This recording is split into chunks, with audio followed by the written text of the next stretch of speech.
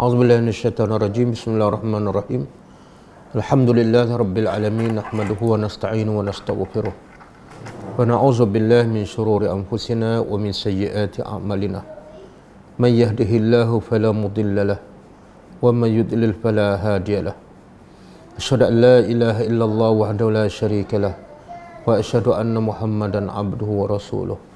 Subhanaka la ilma lana illa ma 'allamtana innaka antal alimul hakim. Allahumma 'allimna ma yanfa'una wanfa'na bima 'allamtana wa zidna ilma. Allahumma ati anfusana taqwaha wa zakkiha anta khairu man zakkaha anta waliyuha wa maulaha. Rabbi yassir wa la tu'assir, Rabbi tammim bil khair. Amma ba'du. InsyaAllah kelas hari ini kita akan tadabbur beberapa ayat Al-Quran berkenaan dengan kematian, dan tajuk lebih kurangnya ialah persiapan menghadapi kematian. Kematian adalah satu kebenaran, al-mautu haqqun, dan tidak ada seorang pun yang akan menafikannya, walaupun dia adalah orang kafir, walaupun dia adalah orang munafik. Semua akan mengakui hakikat kematian, apa saja kedudukannya, walaupun sama ada dia orang biasa, dia pembesar, dia sultan, dia Perdana Menteri, bahkan dia Nabi sekalipun, semuanya akan menghadapi kematian. Kullu nafsin za'iqatul maut. Setiap orang akan merasai kematian. Kemudian yang kedua, hakikat kematian ialah ia datang secara mengejut. Tanpa ada tanda-tanda, tanpa diberitahu bila dan di mana tempatnya. Sebab tu Allah sebut dalam surah Luqman, a'udzubillahi minasyaitonirrajim, wa ma tadri nafsun madza taksibu ghada wa ma tadri nafsun bi ayyi ardin tamut innallaha alimun khabir. Allah berkata, seseorang itu tidak akan mengetahui apa yang dia akan lakukan besok. Semua manusia boleh merancang, tapi apa yang akan berlaku tidak ada seorang pun yang mengetahui, termasuklah Nabi kita sallallahu alaihi wasallam. Dan wa ma tadri nafsun bi ayyi ardin tamut, dan tidak ada seorang pun yang mengetahui di bumi mana dia akan mati. Bila Allah sebut tempat di bumi mana dia akan mati, maka secara tak langsung Allah juga sebut waktu. Sebab bila kita tak tahu tempat kita mati, maka kita juga tak tahu di mana, bila kita akan mati, pagi, petang ataupun siang. Sebab tempat pun kita tak tahu. Besok kita tak tahu kita duduk di tempat mana pagi besok, dan mungkin tempat yang kita akan berada itulah kita akan mati.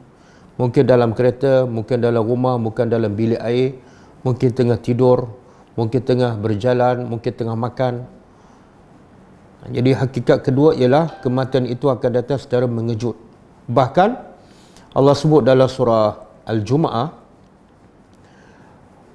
Qul innal maut, katalah wahai Muhammad, bagitahulah kepada umat kamu, bagitahulah pada semua manusia, innal maut, sesungguhnya kematian, allazi tafirruna minhu, yang kamu semua lari daripada kematian.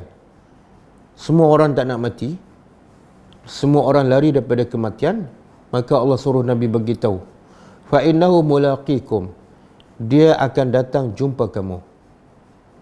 Tengok bahasa Al-Quran, Allah guna perkataan mulaqikum, jumpa kamu. Biar sepatut ayat macam ni, kalau kamu lari daripada mati, mati akan kejar kamu. Allah tak kata mati akan kejar, tapi mati akan jumpa kamu. Apa perbezaannya? Kalau kamu lari daripada mati, mati akan kejar kamu. Tapi satu lagi ayat, kalau kamu lari daripada mati, kamu akan jumpa kematian. Apa beza dia?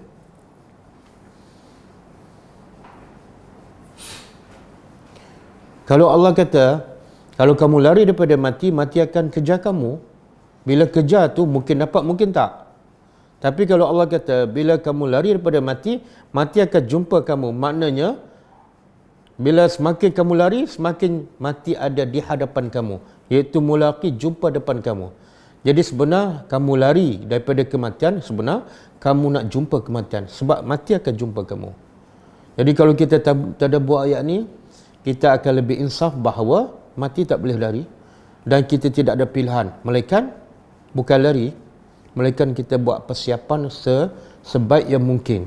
Sebab di mana saja kita berada, di tempat apa sekalipun, bila-bila masa mati tetap akan datang jumpa kita. Tanpa dijemput, tanpa diundang. Kemudian yang lagi menggerunkan ialah selepas mati jumpa kita bukan selesai begitu sahaja. Allah berkata summa turadduna ila alimil ghaib. Kemudian kamu semua akan dikembalikan kepada Tuhan yang mengetahui segala perkara ghaib wasyahadah. Ini lagi menakutkan. Ramai orang takut mati, tapi dia tak takut pada apa yang selepas kematian. Sebab itulah kesannya bila dia takut pada mati tapi tak takut pada apa yang selepas kematian, kesannya apa dia? Dia tak akan buat persiapan. Tapi kalau dia takut pada yang selepas kematian, dia akan buat persiapan. Sebab selepas kematian Allah akan soal apa persiapan kita, apa amalan kita. Kalau dia cerdik, orang beriman dia akan takut apa yang selepas mati, bukan takut pada kematian. Bila takut pada apa yang selepas mati, sebab mati sekejap je. Kadang-kadang kita tengok orang tengah bercakap kan, tiba-tiba rebah, mati terus. Tak sampai 1 minit. Tapi yang selepas kematian bukan 1 minit, bukan 10 hari, bukan 100 tahun, selama-lamanya, abadan. Jadi yang sepatut kita takut ialah apa yang berlaku selepas kematian. Jadi Allah kata, sebab itulah bila kamu lari pada mati, mati akan jumpa kamu. Lepas tu, belum selesai. Summa turadduna ila alimil ghaibi wasyahadah. Kemudian kamu akan dikembalikan kepada Tuhan. Tuhan yang mana ni? Allah sebut sifat yang menakutkan. Sifat yang paling orang yang nak jumpa Allah, yang paling kita takut apa dah? Bukan Allah berkuasa, tapi Allah mengetahui apa yang ghaib dan apa yang nyata. Makna apa tu? Apa saja kita lakukan masa kat dunia, sama ada sembunyi ke, terang-terang ke, depan orang ke, belakang ke, siang ke, malam ke, besar ke kecil, semua Allah tahu. Kita lagi takut untuk menghadap Allah Subhanahu Wa Taala. Kemudian Allah kata fayunabbi'ukum bima kuntum ta'malun. Lalu kamu akan diberitahu, akan dibongkarkan apa sahaja yang kamu kerjakan. Dan Allah sebut dalam surah Al-Buruj, yauma tublas sarair. Yauma tublas sarair. Pada hari itu akan dibongkarkan. Apa dia? Allah tak kata bongkar apa yang zahir, tapi as-sarair makna dia jamak kepada sarirah, iaitu apa yang tersembunyi. Yang zahir tu kadang-kadang kita tak kisah sangat sebab orang lain pun tahu, suami kita pun tahu, anak isteri kita pun tahu. Jadi kadang-kadang kita tak takut sangat. Tapi yang paling kita takut ialah yang semua orang tak tahu tapi Allah saja yang tahu. Jadi Allah kata yauma tublas sarair, pada hari itu akan dibongkarkan apa yang kamu lakukan secara sembunyi, semua orang tak tahu. Kamu sembunyikan sampai kamu mati, tak ada siapa tahu. Tapi di akhirat besok Allah akan bongkarkan satu persatu. Okey, jadi kita akan tadabbur dua ayat ni insya-Allah. Kemudian lepas tadabbur dua ayat ni, kita akan sebut tips bagaimana nak menghadapi kematian, apa ciri-ciri mati dalam husnul khatimah dan contoh-contoh orang yang mati dalam husnul khatimah, dan apa maksud pula mati dalam su'ul khatimah dan tanda-tanda orang yang mati dalam su'ul khatimah. InsyaAllah kalau sempat kita habiskan tajuk-tajuk itu insyaAllah. Ya ayyuha, wahai allazina, orang-orang yang amanu, mereka telah, bila sebut ya ayyuhallazina amanu, makna mereka telah saddaqu, mereka telah membenarkan apa yang dalam hati mereka, iaitu Allah adalah esa, Allah saja yang berhak disembah, dan Rasulullah adalah utusan Allah, dan mereka membenarkan apa yang dalam hati dengan amalan mereka. Jadi amanu, iman maksudnya ialah yakin di hati dan ucap di lidah dan disahkan oleh amalan kita. Itu makna orang beriman. Sebab tu ada Allah kata dalam ayat lain surah Baqarah, wa minan nasi man yaqulu amanna. Allah kata ada sebahagian manusia mengaku amanna billah, kami beriman dengan Allah, wa bil yaumil akhir.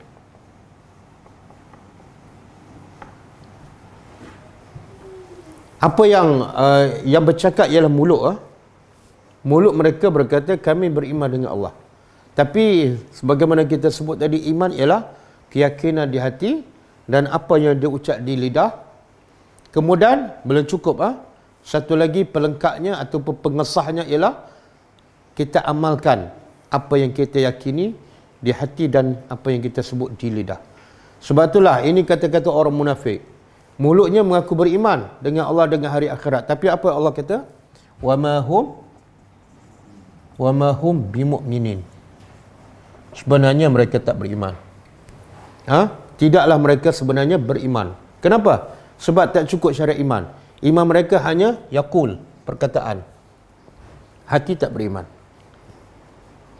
Begitu juga Allah sebut dalam surah Al-Hujurat. Qalatil a'rabu amanna qul lam tu'minu walakin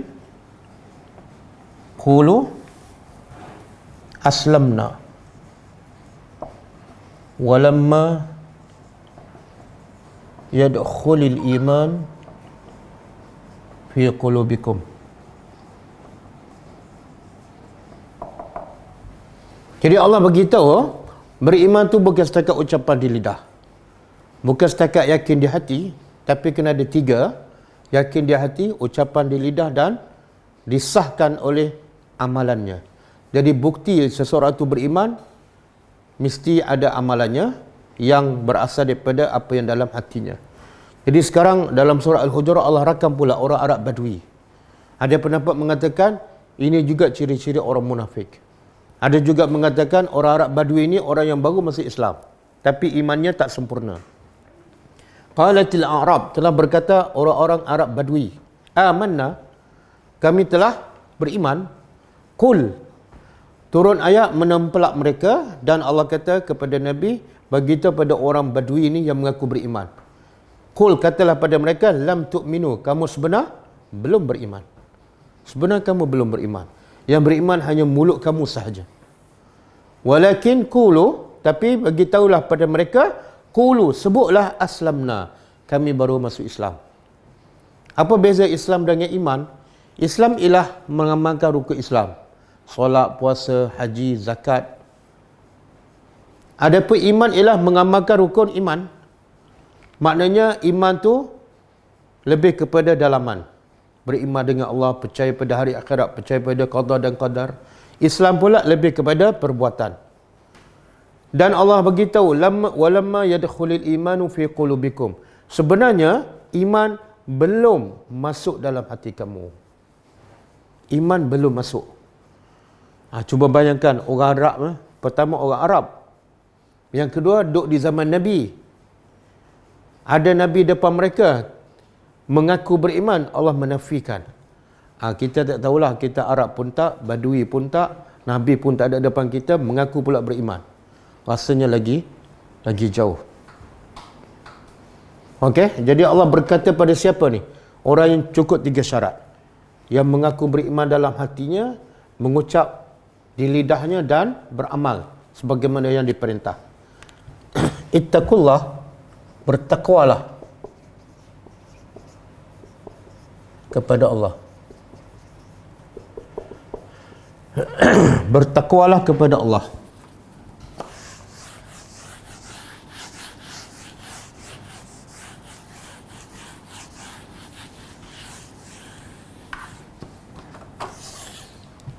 Okey. Sebagaimana kita dah selalu dengar dan kita selalu jumpa dalam masa kita bertadabbur, bila sebut ya ayyuhallazina amanu, apa kata Abdullah bin Mas'ud? ir'auha, dengar betul-betul, perhati betul-betul. Fa inna ba'dahu khairun yu'mar. Selepas ya ayyuhallazina amanu ada khairun, ada dua perkara. Selepas ya ayyuhallazina amanu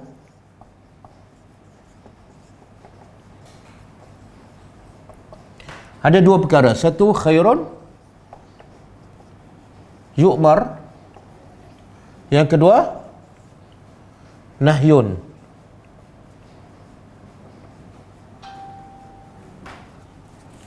Ataupun munkar. Munkarun yunha. Jadi selepas Allah sebut ya ayyuhallazina amanu, sebenarnya kena bagi perhatian. Sebab apa? Sebab selepas tu sama ada perkara yang baik, yu'mar, yang akan diperintah oleh Allah dan kamu kena dengar dan patuh. Ataupun ada mungkar, perbuatan yang haram, yang yunha, yang dilarang oleh Allah dan wajib kita dengar dan patuh. Jadi ayat ni sebenarnya khas untuk orang yang mengaku beriman. Maka kalau dia beriman, selepas sebut je ya ayyuhallazina amanu, dia kena fokus. Adakah selepas itu perintah Allah? Kalau ada, dia kena faham dan kena taat. Ataupun kalau tidak ada perintah, mesti ada larangan Allah yang dilarang, yang wajib dia faham dan dia patuh. Okey. Apa selepas ya ayyuhallazina amanu? Apa dia? Khairun ka munkar. Ittaqullah, benda yang baik. Jadi wajib kita bertakwa kepada Allah. Berhenti daripada segala maksiat dan laksanakan segala perintah Allah. Yang kedua, wal tanzur, dan lam ni dia panggil lamul amri, menunjukkan lagi perintah. Dan hendaklah. Tanzur, nafsun jiwa, perhati. Perhati ataupun renung ataupun muhasabah.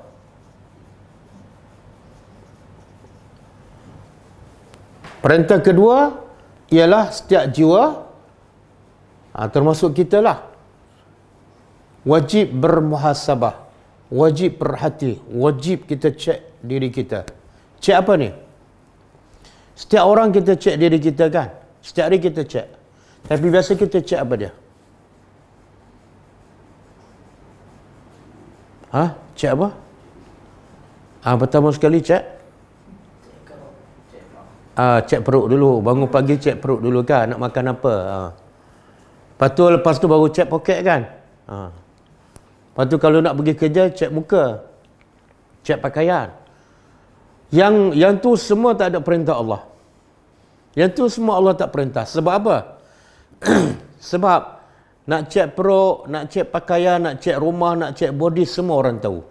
Orang kafir lagi smart daripada kita.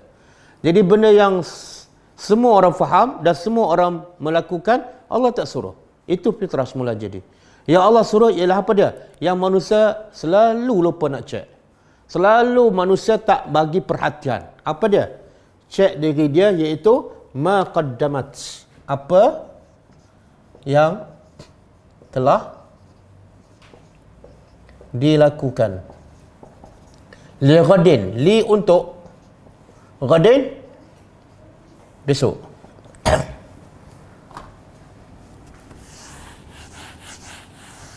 Besok.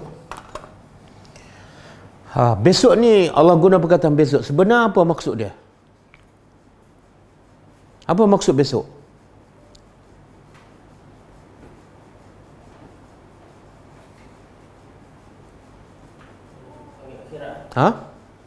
Okey, hari akhirat adakah akan berlaku besok? Tak. Kalau tak, kenapa Allah guna perkataan besok? Itu nak tadabbur tu. Allah boleh je kata ma qaddamat liyaumil akhir. Boleh je.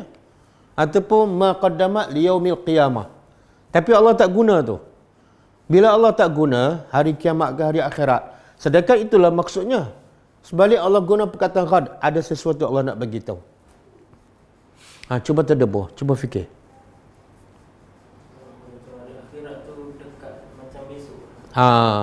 Sebenarnya Allah nak beritahu hari kiamat tu seumpama besok.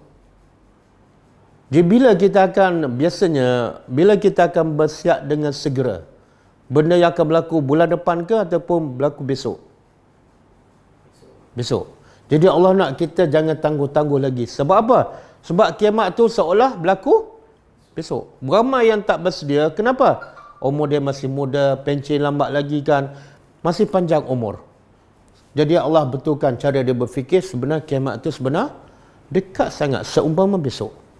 Jadi kalau kira besok tu agak-agak berapa jam lagi tinggal? Berapa jam lagi? Itu kalau betul-betul kiamat. Tapi kiamat ni kita faham ada dua kan? Satu kiamat besar, yang kedua kiamat kecil. Kiamat kecil ialah kematian. Kematian adalah kiamat. Kiamat yang kecil. Okey, kalau kira kematian pula, agak-agak bila akan berlaku? Besok ke minggu depan ke bila? Lagi dekat. Kadang-kadang tak sempat besok, kadang-kadang malam ni. Kadang-kadang saya tengah bercakap rebah. Semalam ada satu berita kan, di satu surau di Shah Alam, dia tengah azan, rebah mati. Azan subuh, dia bukan Bilal pun, volunteer. Azan baru Allahu Akbar, asyhadu an la ilaha illallah, rebah mati. Bukan dia nak pergi mati, tapi dia nak azan dan solat. Ada orang pergi kerja kan, pakai baju. Tapi bila balik tu, tak boleh buka baju dah. Sebab dia telah menjadi mayat. Ada orang pergi berjalan, tapi akhirnya dia tak sempat balik ke rumah. Sebab dia mati di tempat orang, dikebumikan di tempat orang. Jadi Allah kata kiamat tu seumpama berlaku besok. Jadi jangan tangguh-tangguh. Sebagaimana disebut dalam satu hadis, iza amsaita fala tantazir as-sabah. Bila kamu duduk di waktu petang, jangan tunggu besok baru nak bersedekah, baru nak beribadat.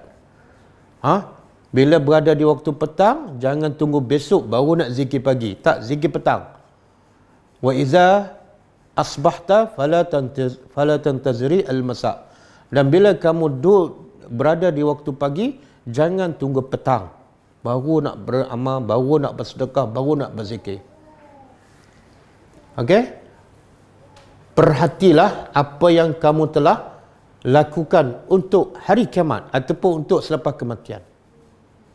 Sebenarnya apa yang Allah nak? Macam mana kita timbul soalan? Kita nak perhati macam mana ni? Nak perhati macam mana? Perhati, cek, muhasabah, hukumnya wajib. Dalilnya ayat ni, wal tanzur, hukumnya wajib. Wajib kita cek muhasabah amalan kita. Okey, soalan, macam mana kita nak cek? Macam mana? Kalau kita tak tahu cara macam mana kita belum cek lah tu. Tanya apa? Orang rumah? Yang solat saya okey tak? Isteri kata okey. Solat abang macam solat saya. Kita dua-dua okey. Itu bukan cek, itu perasan. Macam mana nak cek? Iaitu cek yang kita buat tu satu, betul ke tak? Betul tak dengan syariat Islam? Kadang-kadang solat tapi tak sama dengan syariat Islam. Yang kedua, betul tu termaksudlah ikut sunnah Nabi. Berapa ramai yang solat tapi hentang kromo je. Solat yang Nabi tak buat pun dia buat. Zikir yang Nabi tak buat pun dia buat. Yang kedua, pastikan kalau benar betul ikut syariat, ikut sunnah Nabi. Yang kedua, pastikan dilakukan dengan sempurna. Ada orang dah solat ikut surah Nabi, tapi solat kat rumah, tak solat berjemaah di masjid. Ini bukan masa PKP lah. Makna solat dia tak betul. Kalau bagi lelaki, kalau bukan musim PKP, dia solat di rumah awal waktu. Cek balik, betulkan balik, pergi ke masjid. Kalau perempuan pula, solat dia ikut cara Nabi. Tak ada benar-benar yang bid'ah. Tapi solat lewat pun kena betulkan. Kena betulkan. Zikir lepas solat kan, kena cek balik.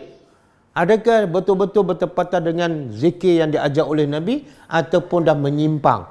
ataupun dah bercampur dengan yang datang daripada hawa nafsu. Kena cek. Tawakal kita, rasa takut kita kepada Allah sahaja ataupun ada lagi takut pada orang. Kebergantungan kita hanya kepada Allah sahaja ataupun masih ada bergantung pada orang. Bila orang tu tak ada, kita jadi putus asa, kita kecewa. Semua kena cek tu. Solat kita 5 waktu kan? Cukup tak dengan solat 5 waktu? Kalau tak cukup, daripada kecil sampai sekarang, solat 5 waktu je, tak bertambah. Makna itulah tanda kita tak ikut perintah Allah. Kita tak muhasabah. Sebab kesan daripada muhasabah, amalan kita akan menjadi semakin baik, amalan kita semakin bertambah. Dan kita semakin tenang. Dan kita semakin dekat kepada Allah. Tapi kalau daripada mula balik sampailah ketua, solat kita hanya solat fardu 5 waktu, dan surah yang kita baca pun surah pendek-pendek je, surah lazim. Sebenarnya itulah tanda kita tak cek. Iman kita tak meningkat, amalan tak bertambah. Itulah tanda kita tak muhasabah. Bila muhasabah, mesti ada kekurangan, mesti ada kelemahan, dan mesti ada pembaikan. Pembaikan. Sebab tu Allah sebut dalam surah apa ni? Liman syaa minkum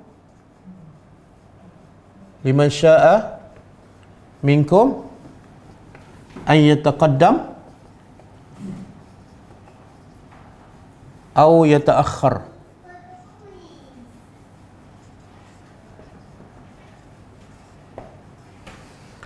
Surah apa ni? Surah apa ni?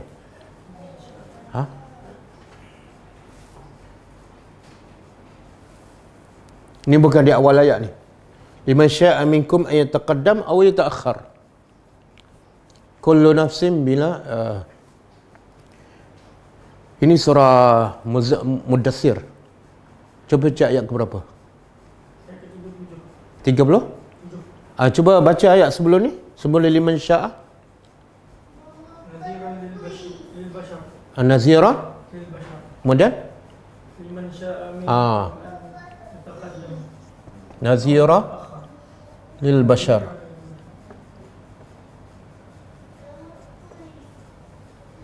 Okey, cuba tengok cuba kita ada buat yang ni. Allah kata apa? Nabi itu adalah naziran, sebagai pemberi peringatan kepada apa? Kepada bashar, manusia. Kemudian Allah kata apa? Peringatan daripada Nabi itu untuk manusia, untuk apa? Untuk siapa? Liman syaa minkum, bagi siapa yang nak daripada kalangan kamu, yataqaddam. Apa makna yataqaddam? Yataqaddam, maju ke depan. Au yata'akhkhar, lawan yataqaddam, iaitu mundur ke belakang. Jadi apa maksud ayat ni? Allah nak beritahu orang manusia ni dia ada dua keadaan je. Dia duduk kat sini ya. Dia ada dua keadaan manusia. Satu, yataqaddam. Yang kedua, yata'akhkhar. Apa maksud?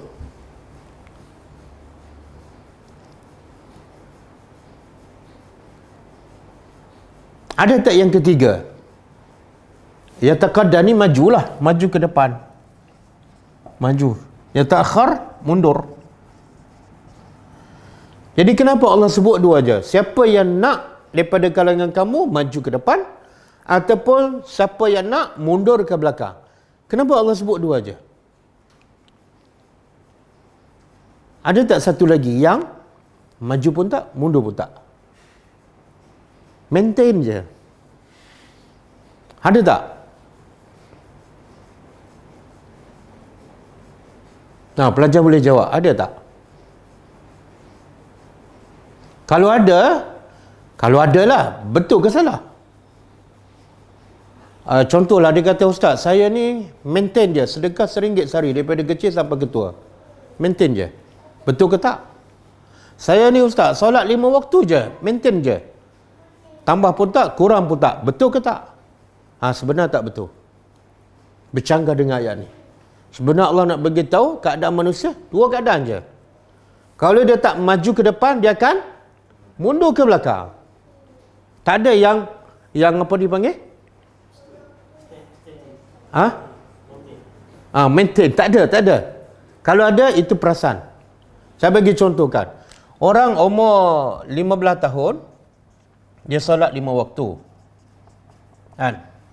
Kemudian umur 65 tahun, dia solat 5 waktu juga. Tak ada yang sunat. Okey. Ini maintain ke, mundur ke, maju? Ha?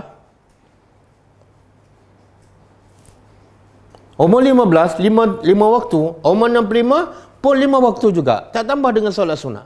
Duha tak ada, witir tak ada, rawatib pun tak ada. Okey. Orang macam ni, maju ke, mundur ke, maintain? Ha? Oh, susah nak jawab, ha? Apa dia? Ke belakang. Kenapa ke belakang?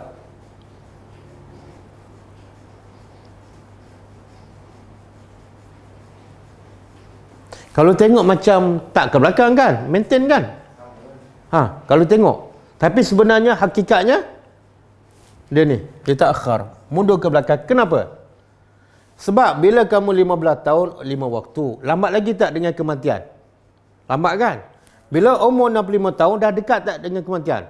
Bila dah dekat, sepatutnya amalan semakin dekat dengan kematian, amalan sepatut lagi banyak. Bekalan lagi banyak. Bila tak bertambah, sebenarnya dia maintain ke mundur? Mundur. Subhanallah. Jadi Allah nak bersebut dalam ayat ni, surah Mudassir, manusia dua je. Kalau kamu tak tambah, sebenarnya kamu semakin mundur ke belakang.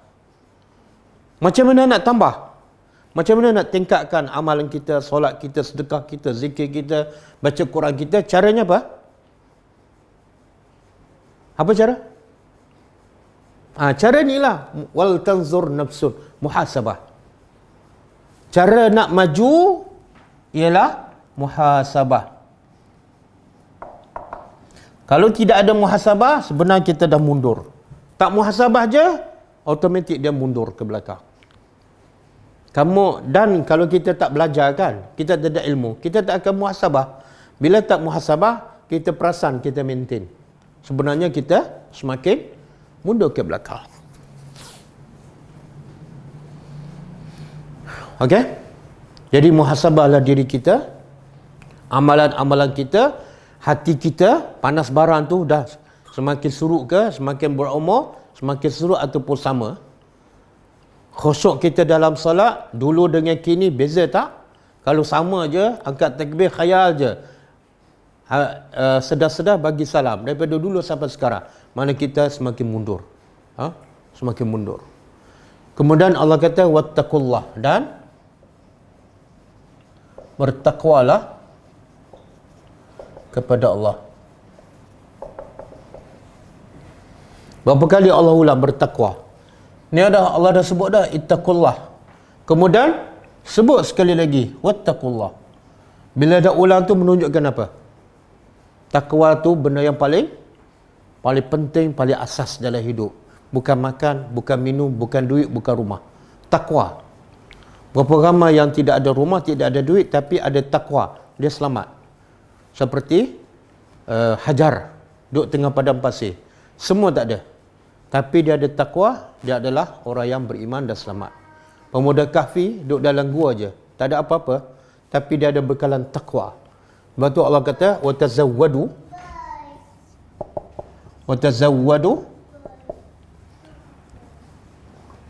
Berbekalah kamu. Nak bekal apa? Nak cari duit, nak cari rumah, nak cari kereta, nak berkahwin, nak beranak pinak, silakan. Tapi Allah beritahu, fa inna khaira azadi at-taqwa. Ini surah Baqarah. Kamu nak berbekal apa? Silakan. Tapi Allah beritahu, sesungguhnya khairaz zad, sebaik-baik bekalan. Bekalan terbaik bukan duit, bukan rumah, bukan anak, bukan harta, bukan pangkat. Bekalan terbaik ialah taqwa. Sebab tu Allah ulang 2 kali. Ittaqullah wattaqullah. Kemudian Allah kata, innallah, sesungguhnya Allah khabirun. Allah maha mengetahui. Bima ta'malun, dengan apa yang kamu kerjakan.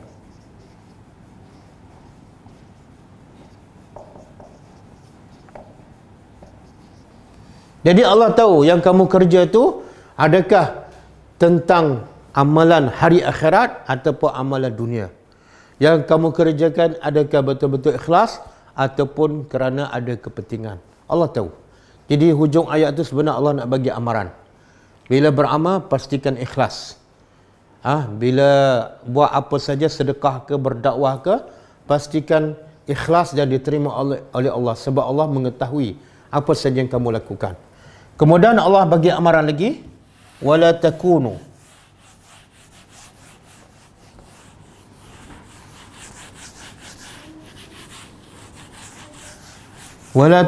dan jangan kamu menjadi kallazi, seperti allazina, orang-orang yang nasu, mereka lupa Allah. Amaran, bila Allah bagi amaran, benda ni besar dan bahaya. Jangan kamu jadi seperti orang yang lupa Allah. Kenapa? Apa bahaya lupa Allah? Bahayanya ialah fa'ansahum, lalu dia, iaitu Allah, melupakan mereka. Allah melupakan mereka anfusahum, akan diri mereka. Okey, tengok bahasa Al-Quran. Allah kata jangan lupa Allah. Kesannya apa? Allah tak rugi pun. Yang rugi kamu. Tapi tengok Allah sebut kerugian manusia bila lupa Allah. Apa dia? Allah akan lupakan mereka tentang diri mereka. Apa maksud lupa diri? Ada tak orang lupa tentang dirinya? Ada? Contoh? Saya tak tahu saya duduk kat mana ni. Contoh. Ada tak orang lupa diri? Siapa ni orang lupa diri? Bukan. Allah melupakan mereka terhadap diri mereka. Lupa diri. Pelik tu.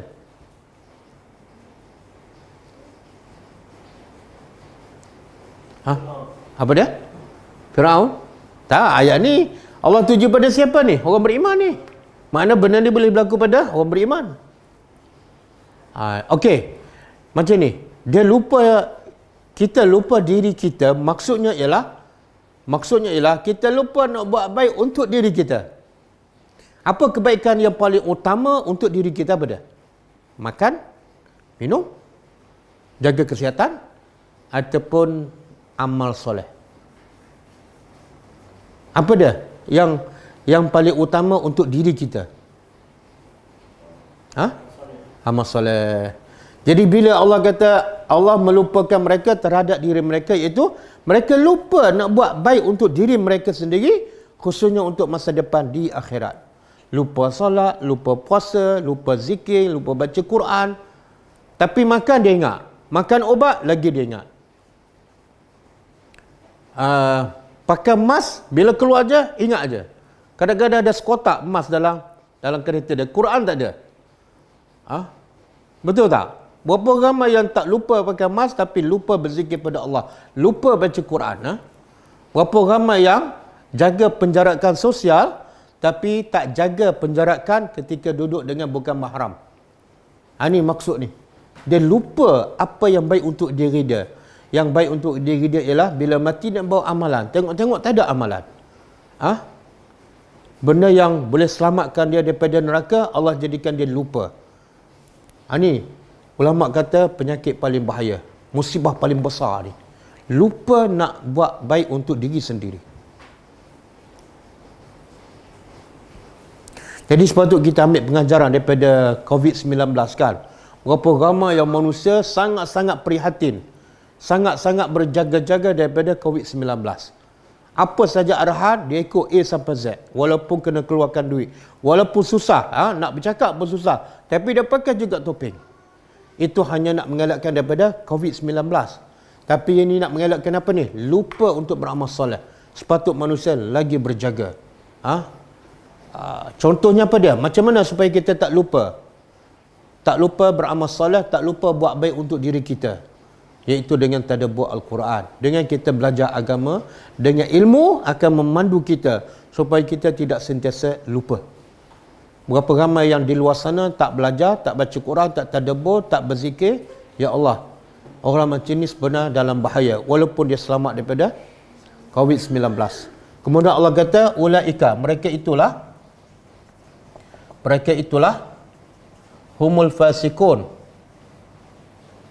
hanya orang-orang yang fasik. Fasik ni makna orang yang buat maksiat, orang yang keluar daripada ketaatan kepada Allah Subhanahu wa taala. Siapa ni yang lupa diri ni? Kenapa Allah lupakan dia buat baik? Sebab dia lupa pada Allah. Jadi bahaya, lupa pada Allah, bahaya yang paling bahaya. Kita lupa kunci kereta, okey lagi. Sebab mungkin kereta kita dicuri sahaja. Lupa nak kunci rumah, okey lagi. Sebab mungkin perompak ambil barang kan. Tapi kalau lupa pada Allah, semuanya hancur. Semuanya hancur sebab kita akan terlepas syurga. Dan kita akan bertukar rumah kita menjadi neraka. Jadi jangan lupa pada Allah. Jangan lupa kepada Allah. Okey, ayat seterusnya kita tadabbur. Saya nak sambung tentang cara-cara nak menghadapi kematian. Okey. Bagaimana kita nak menghadapi kematian? Tajuk kita ialah bersedia persiapan untuk menghadapi kematian. Tips pertama untuk menghadapi kematian ialah pastikan kita jaga amalan-amalan fardu yang diwajibkan ke atas kita. Pastikan kita menjaga amalan fardu yang diwajibkan ke atas kita dengan sempurna. Yang paling utama, solat 5 waktu, pastikan buat di awal waktu. Kalau selepas PKP, pastikan lelaki solat berjemaah di masjid ataupun surau. Maksudnya, kalau selepas PKP, lelaki, suami kita, anak kita lelaki tak pergi masjid, sebenarnya dia tak bersedia untuk mati. Sedangkan mati itu akan datang dalam keadaan mengejut. Termasuklah amalan-amalan yang lain seperti zakat, keluarkan zakat. Kalau bulan Ramadan puasa, kalau dah ada duit, melakukan haji. Dan semua tu amalan pastikan ikut cara Nabi SAW. Fattabi'uni. Jadi salah satu cara nak menghadapi kematian, sempurnakan amalan fardu kita, kemudian pastikan amalan kita selari dengan Nabi. Bila tak selari, kita tak akan selamat di akhirat besok. Kita tak akan selamat. Sebab tu ada satu hadis Nabi kata, Nabi bagi tahu ini umatku. Allah kata kamu tak tahu apa yang mereka lakukan selepas kematian kamu. Umat kamu, tapi sebenarnya dia tak ikut pun sunnah kamu. Menunjukkan ikut sunnah Nabi salah satu cara nak selamat di akhirat besok. Okey, persiapan yang kedua, perbanyakkan mengingati kematian. Perbanyakkan mengingati kematian. Sebagaimana disebut dalam satu hadis daripada Anas bin Malik radhiyallahu anhu, qala Rasulullah SAW, kuntu nahaitukum an ziyaratil qubur ala fazuruha fa innahu yaruqu al-qalba wa tadma'u al-'ain wa tuzakkiru al-akhirah wa la taqulu hujra. Hadis hasan. Maksudnya, kata Nabi SAW, dulu aku larang kamu ziarah kubur. Sebab peringkat awal Islam, ramai yang tak boleh terima takdir Allah. Ada yang suami mati, ada yang isteri mati. Mereka menangis-nangis, mengoyak baju, memukul pipi dan sebagainya. Jadi peringkat awal Nabi larang sahabat-sahabat ziarah kubur. Tapi lepas tu, ala fazuruha. Setelah akidah para sahabat dan mantap dah kuat, Nabi kata ziarahlah. Tapi ada sebab. Nabi suruh ziarah kubur ada sebab. Bukan sebab hari raya. Fa'innahu yaruqu al-qalba. Bila ziarah kubur, dia akan melembutkan hati. Jadi tujuan ziarah kubur, satu, nak lembutkan hati. Jadi kalau nak lembutkan hati, Pergi pula sekali setahun, hari raya, lagi keras hati. Lagi keras hati. Yang kedua, watadma'ul ain, supaya mata kamu mengalir air mata. Berapa banyak kita belajar tadabbur, berapa banyak kita baca Quran, setitik air mata pun tak mengalir. Berapa puluh tahun kita solat, setitik air mata pun tak mengalir. Maka pergilah ke kubur. Semoga Nabi kata dia boleh menjadikan hati kamu lembut dan mata kamu menangis. Dan yang ketiga, watuzakirul akhirah. Tujuan ziarah kubur yang ketiga untuk mengingatkan kepada akhirat. Jadi kalau nak ingat pada akhirat, jangan tunggu hari raya. Tolong jangan tunggu hari raya baru nak ziarah kubur. Sebab kita mungkin mati sebelum hari raya. Wala taqulu hujra, dan pesanan Nabi terakhir, jangan bercakap perkara-perkara yang batil, yang sia-sia, yang bercanggah dengan petunjuk Nabi kita sallallahu alaihi wasallam. Jadi dalam hadis ni Nabi nak beritahu salah satu cara persiapan untuk mati ialah banyak ingat mati, dan banyak ingat mati salah satu cara pergi ziarah ke kubur. Dan dalam hadis yang lain daripada Abu Hurairah radhiyallahu anhu qala Rasulullah SAW, aksiru zikra hazimil lazzat, perbanyakkan perkara yang boleh menghapuskan, perbanyakkan menyebut perkara yang menghapuskan kelazatan hidup. Punca kita lalai tak ingat pada akhirat sebab apa? Sebab lazat dengan kehidupan, lazat makan, lazat bernikah kahwin, lazat berjalan, seronok melihat negeri orang. Jadi cara yang terbaik Nabi kata, perbanyakkan menyebut perkara yang menghilangkan keseronokan. Apa dia? Iaitu al-maut. Perbanyakkan ingat mati. Bila banyak ingat mati, kita makan pun tak berapa banyak. Nak berjalan jauh pun rasa berat je. Sebab apa? Sebab amalan belum cukup. Jadi ingat mati mengurangkan rasa keseronokan dalam kehidupan. Dan kata Abu Darda radhiyallahu anhu, man aksara zikril maut, man aksara min zikril maut qalla hasaduhu wa qalla farahuhu. Maksudnya, kata Abu Darda radhiyallahu anhu, siapa yang banyak mengingati mati akan mengurangkan rasa dengki dan akan mengurangkan rasa seronok dengan kehidupan. Ustaz, kalau tak seronoklah hidup, sedih je. Tak. Dunia ni memang sebagai tempat ujian. Bila tempat ujian, kita tak sepatut berseronok ketika kita tengah diuji. Mana kita berseronok ketika tengah dalam exam kan? Nak seronok selepas dapat result. Jadi keseronokan yang sebenar bagi orang beriman ialah bagaimana kata Imam Ahmad Ibn Hanbal, bila kaki kita mula menjejak masuk pintu syurga. Itulah permulaan keseronokan yang kekal abadi. Kata Ammar bin Yasir, kafa bil mauti wa'izan. Cukuplah kematian itu sebagai wa'izan, sebagai pemberi peringatan. Maknanya, kalau baca Quran tak ingat juga pada mati. Tak ingat juga pada akhirat. Baca hadis pun tak ingat juga. Maka ingatlah kematian. Semoga dengan ingat kematian menjadi pengingat, pentazkirah yang terbaik. Okey, ada satu kisah seorang wanita jumpa Aisyah radhiyallahu anha dan mengadu pada Aisyah tentang hatinya keras. Jadi wanita banyak mengadu, bukan wanita sajalah. Sahabat-sahabat Nabi, laki ke wanita ke, banyak mengadu kepada Nabi, banyak mengadu pada Aisyah dan para sahabat, bukan masalah kehidupan dunia, tapi masalah hati. Jadi wanita ni mengadu pada Aisyah, hati aku keras, susah nak menangis. Dengan nasihat Aisyah radhiyallahu anha, wa qalat laha aksiri min zikril maut. Banyakkan menyebut mengingati kematian, yaruqu qalbaka, dia akan melembutkan hati kamu. Maka wanita ni percaya dan yakin pada nasihat Aisyah, dia pun banyak ingat mati dan betul-betul berlaku. Hatinya menjadi lembut dan dia datang balik pada Aisyah dan mengucapkan terima kasih kepada Aisyah kerana kaedah yang diberi oleh Aisyah betul-betul melembutkan hatinya. Okey, kita ringkaskan. Yang ketiga, tips yang ketiga menghadapi kematian ialah selalu bertaubat. Selalu bertaubat. Dan apabila buat dosa je, jangan tangguh, segera bertaubat. Allah sebut, ya ayyuhallazina amanu tubu ilallahi taubatan nasuha. Wahai orang beriman, bertaubatlah kepada Allah taubat yang nasuha. Sebenar taubat tu hukumnya adalah wajib. Sebab tu bila kita buat dosa, kita tangguhkan taubat. Kita telah menambahkan dosa satu lagi. Satu dosa yang kita buat tadi, yang kedua, dosa tidak segerakan bertaubat.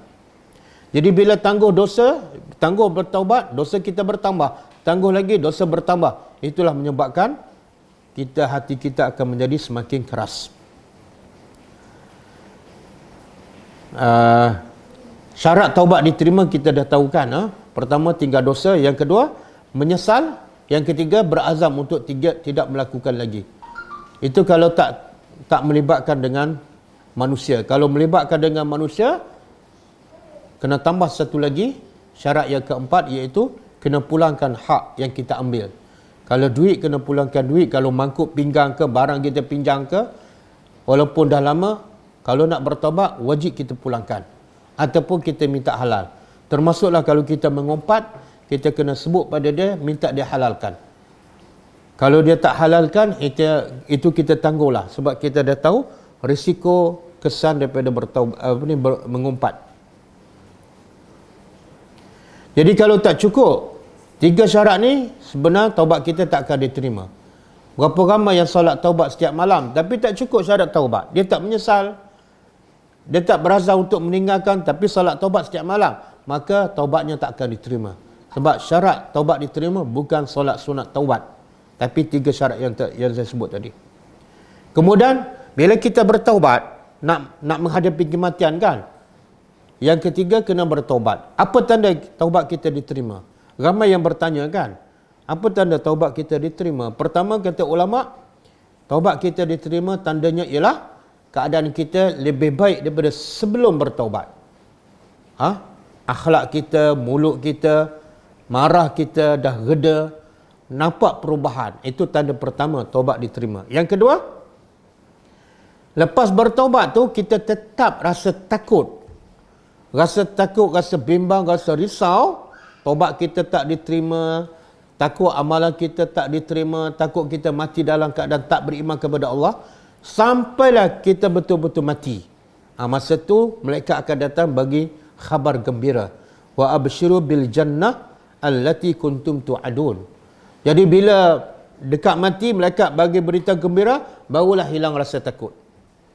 Jadi tanda kedua taubat diterima ialah walaupun selepas bertaubat kita tetap rasa risau, takut, bukan rasa seronok. Kalau lepas taubat tu rasa seronok je, rasa lega je, itu belum ada tanda lagi tu. Yang ketiga, tanda taubat diterima ialah hatinya sentiasa menyesal. Hatinya sentiasa menyesal di atas dosa-dosanya yang lepas. Dan hatinya juga sentiasa takut dia akan mengulangi dosa-dosa yang lepas. Dan tanda yang keempat, taubat kita diterima, dia sentiasa memperbanyakkan istighfar dan doa kepada Allah. Subhanallah, orang beriman ni, lagi dia bertaubat, lagi kena banyakkan istighfar. Bahkan, bukan setakat selepas bertaubat kena istighfar, lepas solat pun kena istighfar. Lepas solat malam pun kena istighfar. Lepas buka kota Mekah pun Allah perintah pada Nabi, wastaghfirhu, beristighfar. Jadi istighfar ni bukan setakat lepas bertaubat, bukan setakat lepas buat dosa, tapi lepas buat amal soleh pun kena istighfar. Itu adalah tanda orang yang beriman. Istighfar tu sentiasa di bibirnya. Okey, habis tanda taubat diterima.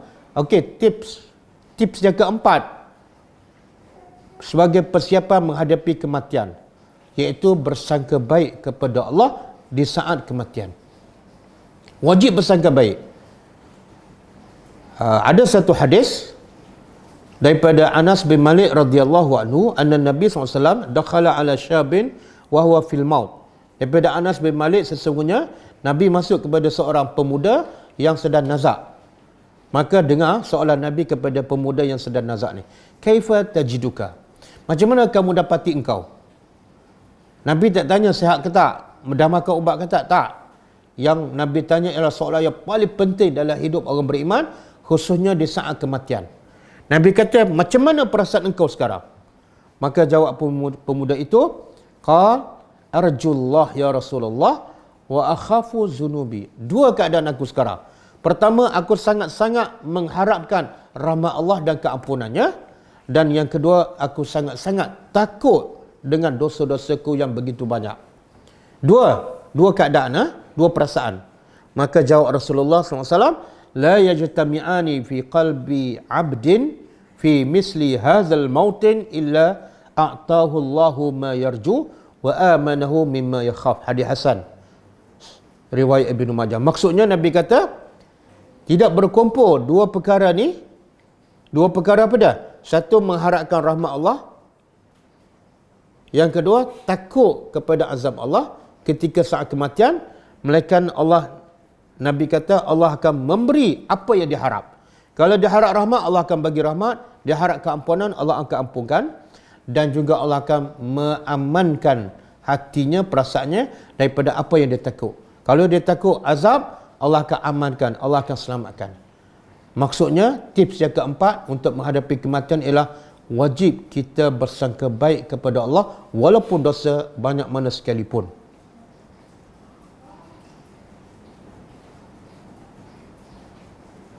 Okey,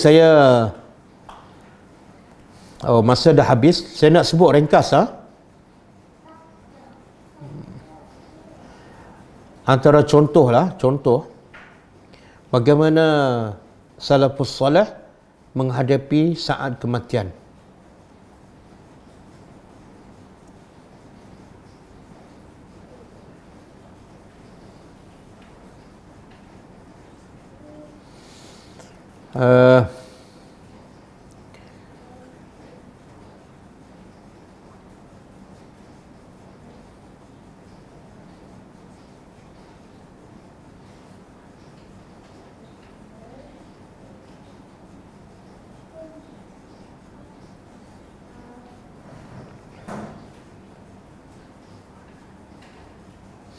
Harun al-Rashid, Khalifah Harun al-Rashid, manakala dia saat kematian,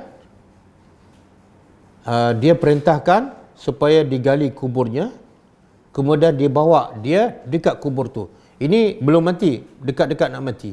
Maka dia pun tengok dalam kubur, lalu dia menangis. Kemudian dia berkata, Harun al-Rashid berkata, setelah melihat kuburnya, ya man la yazulu mulkuhu irham man qad zala mulkuhu. Wahai Tuhan yang tidak akan hilang kerajaannya sampai bila-bila, rahmatilah orang yang telah hilang kerajaannya. Tengok Harun al-Rashid, walaupun dia ada kerajaan tapi dia sedar bila dia mati kerajaannya sikit pun tidak memberi faedah. Jadi dia bersangka baik kepada Allah, ya Allah yang tak pernah hilang kerajaan, rahmatilah orang yang telah hilang kerajaan.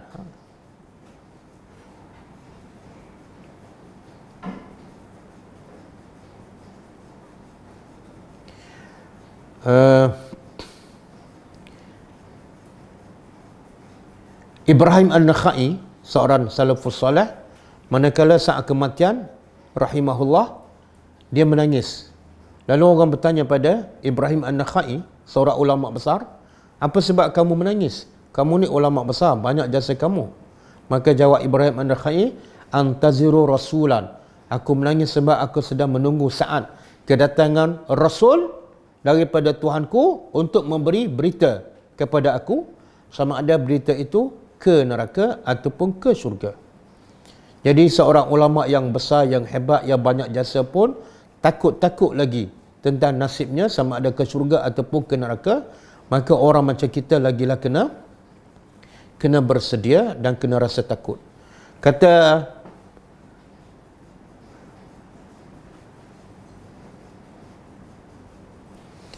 okey, saya nak bagi sikit lagi contoh orang yang mati dalam keadaan husnul khatimah, supaya dengan kisah ini akan memberi motivasi pada kita supaya jangan kita berputus asa dan supaya kita ikut perintah Allah, sentiasa muhasabah, sentiasa baiki amalan kita, tingkatkan iman kita kepada Allah Subhanahu wa taala. Antara contoh orang yang mati dalam husnul khatimah, tengok contoh orang yang mati husnul khatimah, bukan ulama besar, bukan orang yang beramal sekian lama, tak. Contohnya tukang sihir Firaun. Tukang sihir Firaun mati dalam husnul khatimah. Sedangkan apa yang dia buat sebelum ni? Syirik kepada Allah, mengajar sihir, belajar sihir, pagi, petang, siang, malam, berpuluh-puluh tahun, tapi dia mati dalam husnul khatimah. Kenapa? Sebab saat kematiannya dia betul-betul nampak mukjizat kebesaran Allah dan dia betul-betul nak hidayah Allah. Maka Allah tunjukkan hidayah ketika saat kematian. Maka matilahnya dalam husnul khatimah. Walaupun amalannya begitu banyak yang mensyirikkan Allah Subhanahu wa taala. Begitu juga kisah yang membunuh 100 orang. Bunuh 100 orang tapi mati husnul khatimah. Sebab itulah persiapan nak menghadapi kematian salah satu tadi apa dia? Bertaubat. Dan benda ni ada pada yang bunuh 100 orang. Bila dia bunuh 100 orang, dia tetap berazam nak bertaubat. Maka matilahnya dalam husnul khatimah. Jadi istighfar, bertaubat, segera bertaubat, jangan kita pisahkan dalam kehidupan kita, khususnya ketika umur kita dah semakin senja. Jadi saya rasa cukup setakat tu. Ada lagi beberapa poin yang tak sempat kita sebut, tak apalah. Semoga yang kita dah belajar, yang kita dah dengar ni akan bagi motivasi pada kita untuk terus kita membaiki amalan kita, membaiki hati kita, membaiki hubungan kita dengan Allah dan memperelokkan lagi bekalan kita untuk menghadapi Allah Subhanahu wa taala. Cukup setakat ni. Ada soalan ke?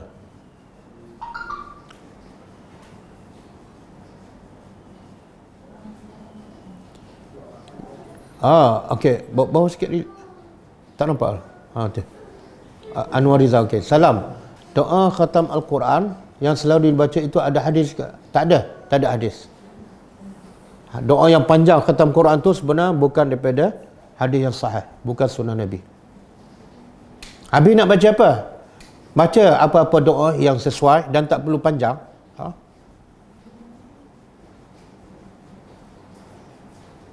Angkat lagi. Ya, ada soalan lagi. Okey, apakah kelebihan meninggal dunia pada hari Jumaat? Sebenarnya ada hadis. Nabi kata kelebihan mati pada malam Jumaat ataupun hari Jumaat. Hadis tu kata Syekh Albani hadis hasan. Tapi kata Syekh Shalih Utsaimin hadis tu dhaif. Dhaif dari segi sanad dan juga dari segi maksudnya. Sebab bila ada kelebihan mati malam Jumaat seolah dia mati malam Jumaat bukan amalan. Jadi kemudian yang kedua, mati malam Jumaat bukan pilihan kita. Itu Allah dah takdirkan. Jadi macam tak adil lah. Kalau Allah takdirkan orang tu mati malam Jumaat, untunglah dia. Kalau Allah tak takdirkan kita mati malam Jumaat, rugilah kita. Sedangkan Allah beritahu seseorang akan dibalas mengikut amalan. Mati malam Jumaat bukan amalan. Jadi yang kelebihan mati malam Jumaat tu ada hadis. Cuma ulama pertikaikan kesahihan hadis tersebut. Dan jangan fokus pada mati malam Jumaat. Sebab Nabi tak mati malam Jumaat, Abu Bakar tak mati malam Jumaat, tapi fokus pada mati dalam keadaan beriman. Kalau mati dalam keadaan beriman, malam satu pun okey. Tapi kalau mati malam Jumaat, tak solat Jumaat, tak selamat. Para isteri dan wanita sering keluar tanpa mahram. Sejauh mana penegasan dan keluar perjalanan musafir, wanita keluar dalam jarak perjalanan musafir tanpa mahram, pendapat paling kuat tak boleh. Pendapat yang paling kuat tidak boleh berdasarkan hadis-hadis yang sahih dan banyaklah. Nabi kata tidak halal bagi wanita musafir tanpa mahram, tanpa mahramnya. Tapi pendapat ulama yang terkini mengatakan yang hadis yang mengatakan haram tu berdasarkan pada zaman tersebut perjalanan tak selamat. Banyak perompak, banyak benda yang tak baik berlaku di pertengah jalan. Maka disyaratkan ada mahram. Tapi sekarang perjalanan di mana-mana dengan flight, dengan kapal terbang selamat. Secara umumnya selamat. Maka ada pendapat mengatakan sekiranya perjalanan itu walaupun jarak tu adalah 2 marhalah tapi selamat, ada orang tunggu kat sana contohnya, maka dibolehkan. Tapi pendapat yang paling kuat, yang paling asal, ialah tidak boleh wanita musafir tanpa mahram. Wallahu a'lam. Kisah pemuda yang bunuh 100 orang dan masuk syurga, bermakna dia berdosa dengan orang lain juga. Hutang 100 nyawa bermakna dosa dengan orang boleh diampunkan. Okey, ulama bincang masalah wanita, lelaki yang bunuh 100 orang. Kan bila dia bunuh orang, makna dosa dia melibatkan orang, dan syarat bertobat dia kena minta ampun pada keluarga yang dia bunuh. Ulama mengatakan dalam bab ni Allah sebut dalam Al-Quran, Allah akan ampunkan semua dosa kecuali dosa syirik. Walaupun dia tak bertaubat, dia berzina ke, dia membunuh ke, Allah akan ampunkan dengan rahmat Allah, kecuali dosa syirik. Jadi berdasarkan ayat Quran tu, yang bunuh 100 orang ni Allah ampunkan dosa dia walaupun dosanya melibatkan orang lain. Wallahu a'lam.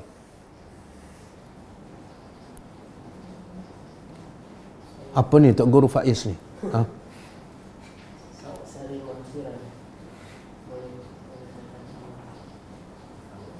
Bolehkah wanita tanpa mahram bermusafir solat jamak qasar? Bolehlah. Wanita tanpa mahram musafir tanpa solat jamak qasar. Oh, ada dua soalan tu. Satu, musafir tanpa mahram. Yang kedua, jamak dan qasar. Dia dua isu yang berbeza lah. Syarat nak solat jamak dan qasar ialah perjalanan cukup 2 marhalah, dan ulama beza pendapat, bukan syarat ada mahram. Jadi kalau perjalanan dah cukup syarat, dia boleh jamak, dia boleh qasar walaupun tanpa mahram. Yang musafir tanpa mahram tu bab lain pula. Kalau pendapat kata tak boleh, dia berdosa, tapi boleh solat jamak dan qasar. Tapi bab tak ada mahram, dia berdosa. Kalau ambil pendapat yang mengatakan wajib ada mahram.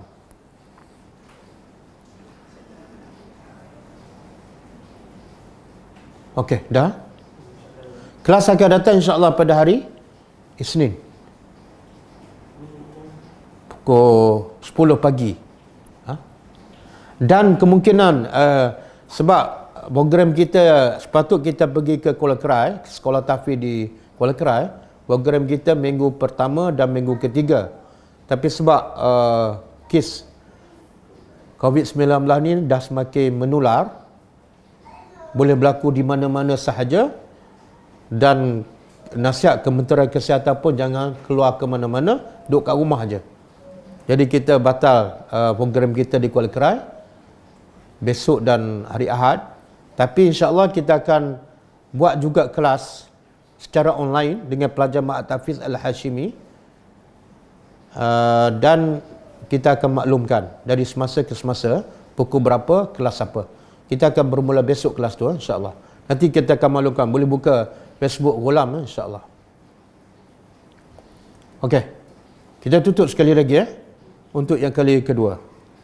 Subhanakallahumma wa bihamdika asyhadu an la ilaha illa anta astaghfiruka wa atubu ilaik. Assalamualaikum warahmatullahi wabarakatuh.